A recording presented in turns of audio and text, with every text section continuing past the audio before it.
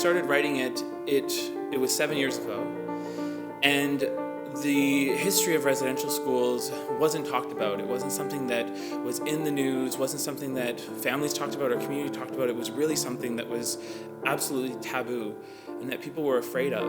And I felt like this piece really developed alongside our entire country coming aware of this history. And so it was about having a deeper understanding of these stories, of working to acknowledge and honor the survivors and their descendants of residential schools. It was about having an opportunity to experience a story through the eyes of this family, of recognizing what was lost, that it wasn't just, all these kids that were taken and sent away. It was about that had a ripple effect for generations and generations. And so maybe if we can understand that, maybe if we can understand how that ripple effect happened, then maybe we can understand ourselves better today. Musical theater is all about when you can no longer speak, you sing. And so I look at it as music furthering a character's journey into their emotion. So it felt very natural to include music as part of this storytelling, to express emotions that were beyond words, because that's really the situation that these young children are in.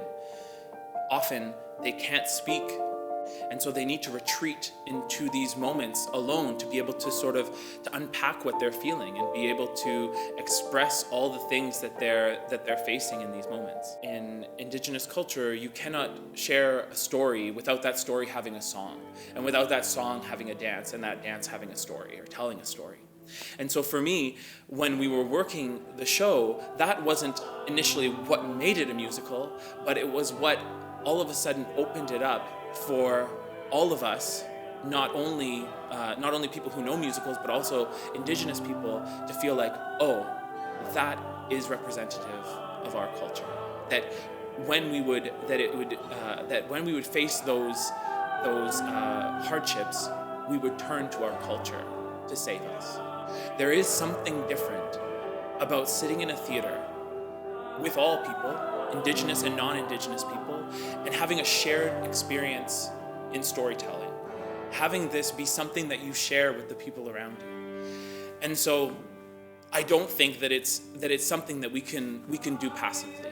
And so that means showing up and coming to things like Children of God and experiencing the story, even if it's one that you feel that you already know because you read it in a textbook or you saw it on the news or in a newspaper.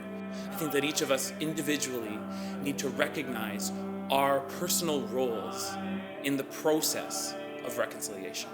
And I think that this play, this musical, Children of God, is only a part of that larger journey. I'm ready for it to happen, and I'm ready for an audience to receive it. And what I know about this show, what I know for sure, honestly, is that I have no control over it.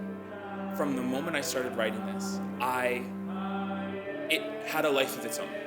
So everything that has happened and all these things that have come up with the National Arts and all this, I don't feel that I've even had any part in creating it. It is the story and the message of this work that is at the center of why we're all doing this. And so that's what I'm excited for. That's why I feel that this is something that is going to have an impact beyond, me feeling like I did a good show. No, this is something that I hope will